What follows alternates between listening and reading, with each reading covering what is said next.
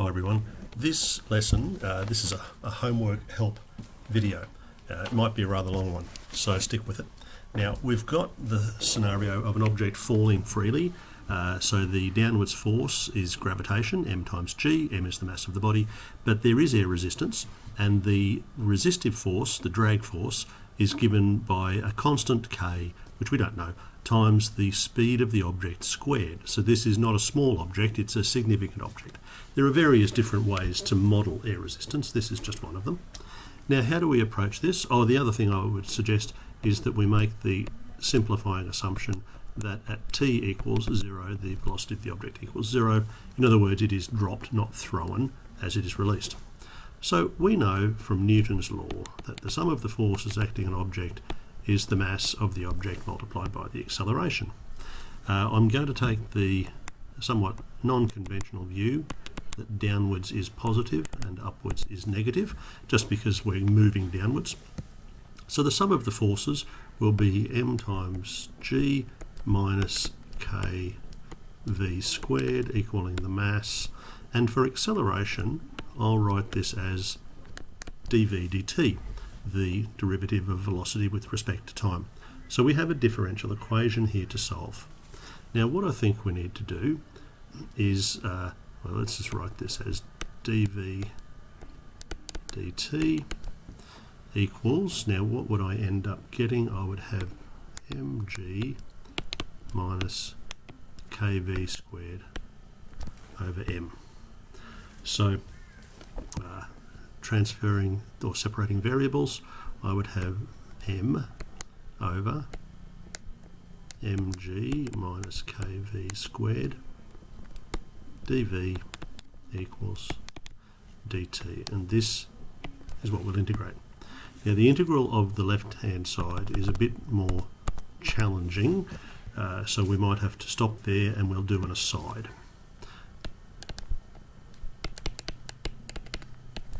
And what I really want to do is take this expression m over mg minus kv squared. Now the problem is that it is v squared. So I'm going to have to factorise this denominator and then use partial fractions. How will I factorise this denominator? It doesn't look like there's any common factors. Well, what if I were to write this as the square root of mg squared, that's the same as mg, and the square root of k times v squared. So that's legal. And now I have a difference of two squares. My denominator could be written as root mg minus root k by v root mg plus root k by v. And this is where I will use partial fractions. So this is some unknown constant a over root mg minus root k by v. Sorry, that vinculum got a little bit out of control then, didn't it? Plus some different constant b over root mg plus root k by v. Now, writing this all over a common denominator,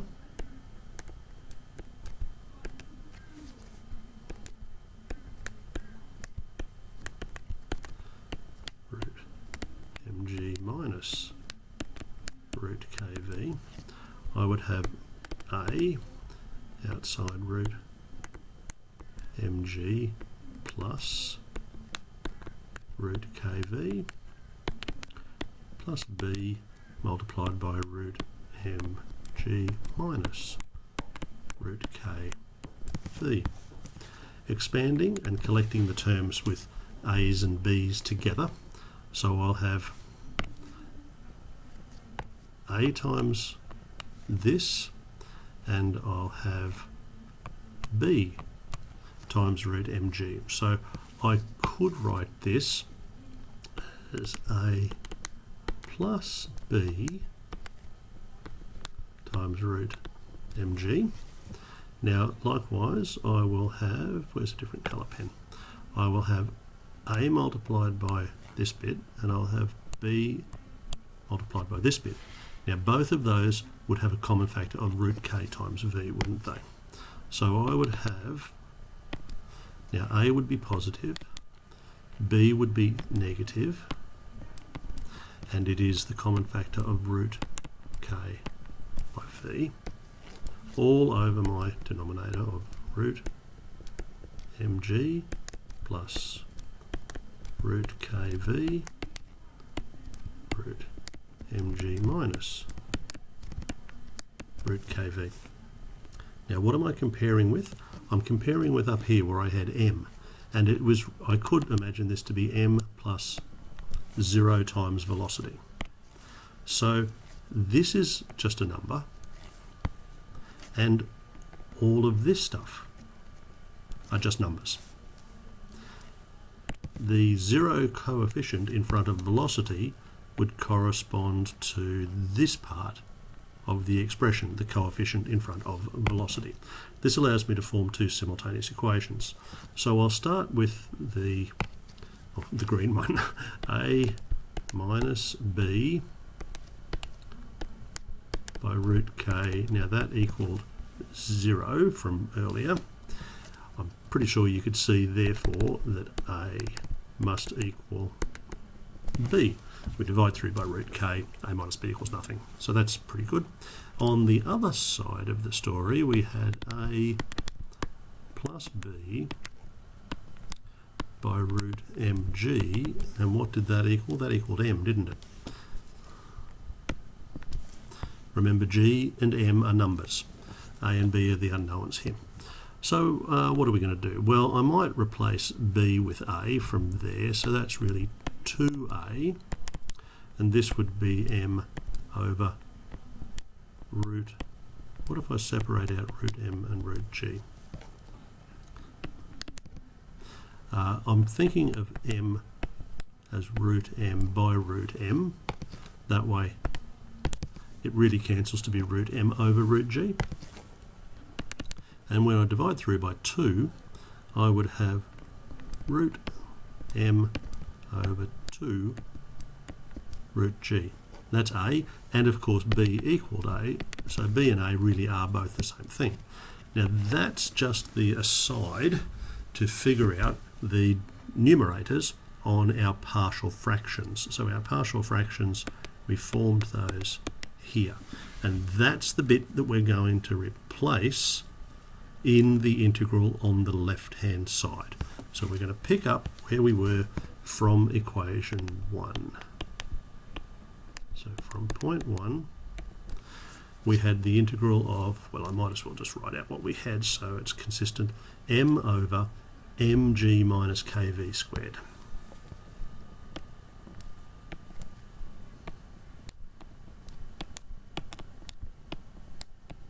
And that was integrated with respect to v, and I think the right hand side was just the integral of dt. I better check, I wouldn't want to make a mistake. That's good, so there we have it. Now, what are we doing? We are replacing our integrand on the left hand side with a over this and b over this. So here we go. It is the integral of, now what was a? It was root m over 2 root g.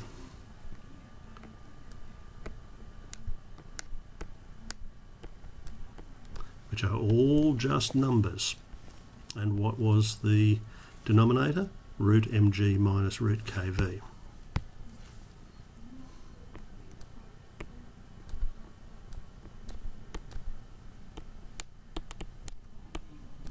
And that's integrated with respect to v.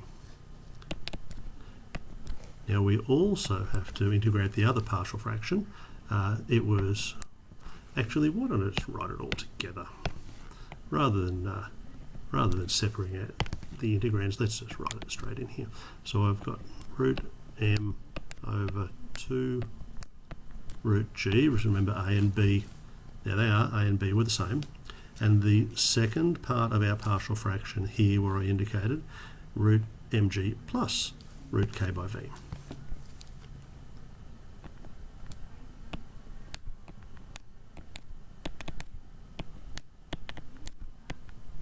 So all of that is integrated with respect to v. Let's have some brackets there to be explicit about that. And that's, why did I put an equals over there? I need an equals here to say that's the integral of t. Well, that would be t plus a constant. Now, normally I would write constant c, but I think I might go with a this time, because later on in this particular question they refer to c as part of the solution further down the page, so I don't want to waste the use of my letter c at this stage. Now, this looks like a dreadful integral, but think about this. M is a number, g is a number, so this is just a number, constants, m and g here just numbers, k is a number. It's really something like if we had, for instance, the integral of 2 over 4 minus 3x dx. That's all it really is. Now, if we had one as simple as that, the 2 at the top is a constant that sits there. The integral is ln of 4 minus 3x, and then the derivative of this function is minus 3, so it would all be over minus 3. That's really what we're looking at here. I know there's an awful lot of letters and radical signs, but really it's just a number in the numerator, a number here minus a number times v. So let's use that pattern that we just practiced to integrate both of these. And here we go. The number at the front will still be there. Root m over 2 root g, by the natural logarithm of what's there in the denominator, root mg minus root k by v, all divided by the derivative of that function inside the ln, which is negative root k. So I'll put root k and I'll just throw the negative sign out the front. That's multiplication. Plus the integral of the second part. It's going to look quite similar. Root m over 2 root g, ln of root mg plus root k by v over root k. All of that equals t plus an arbitrary constant a. Now we can tidy this up an awful lot. I'm sure we can tidy this up. We could have the constant root k multiplied by here and the same here. So we would have root m over 2 square root of k by g, and that could be a common factor. Now what would be left once the common factor of these? I'd have this part left with its negative sign, and I would have this part left of the other expression. All the other common bits are now sitting at the front. I have the difference of two logarithms. So this would be the natural logarithm of root mg plus root kv over root mg minus root kv. Actually, not sure why I put a curved bracket there. Didn't really need a curved bracket there. The natural logarithm does a job of that. And that equals t plus the arbitrary constant a. We're getting closer. I think what we want to do is multiply this stuff at the front to the other side. Now this is where we're going to save ourselves a bit of writing. We're going to define a constant c as actually, to be consistent with the solution in the textbook, I think I have to take one more step. So ln of all this, I'm getting sick of writing all this, I'm sure you did too, plus root k by v over root mg minus root k by v. Now it's 2 by square root of kg over square root m times t plus all that stuff again times a. Now, a bunch of constants times another constant, let's just call that another constant. Let's call that constant b. Well, this, I believe, if I highlight this bit, is, I believe, the thing that the textbook defined as a new arbitrary constant c. Yes, so let's just do the same thing so that our solution is consistent. So we will let some new constant c equal 2 by the square root of k by g over the square root of m. Actually, I'm going to try and save a little bit of writing here. Let's move this statement up over there. Now we'll pretend we already applied that statement, in which case I can just write c times t, because it's already there. You see, we've defined that and we've applied it, and I suppose c times a equals b, right? So that's fine. Now let's write this without the logarithm. So I have root mg plus root k by v over root mg minus root k by v equals e to the power of ct plus b. But remember, e, that's the same as multiplying by e to the power of b, and e to the power of b is just a different constant.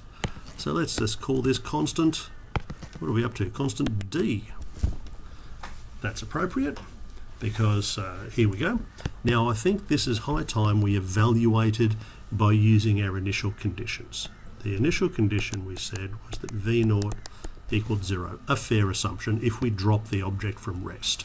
So let's substitute. We would have root mg plus nothing, because v is 0, over root mg minus nothing equals d times e to the power of 0. Well, this cancels to leave 1. This is 1. It seems d must equal 1. That's a nice, simple result. So let's now write our equation again with d equaling 1. I have root mg plus root k by v over root mg minus root k by v equals, and if d is 1, it's just e to the power of c times t. C is defined previously. Now we have to rearrange to find v. So this, I don't think this will present too much of a challenge. Root mg plus root kv equals, well, it'd be e to the ct times root mg minus e to the ct times root kv. I'll move everything with v to the left-hand side. So I would have e to the ct root kv. If I transpose, I still have plus root kv. I'll leave my e to the ct root mg where it was, and I'll transpose the root mg, negative root mg. Well, we're so close. E to the power of ct. What are we going to do here? Well, we're going to have a root k. No, we're not. Oh, we could if we wanted to.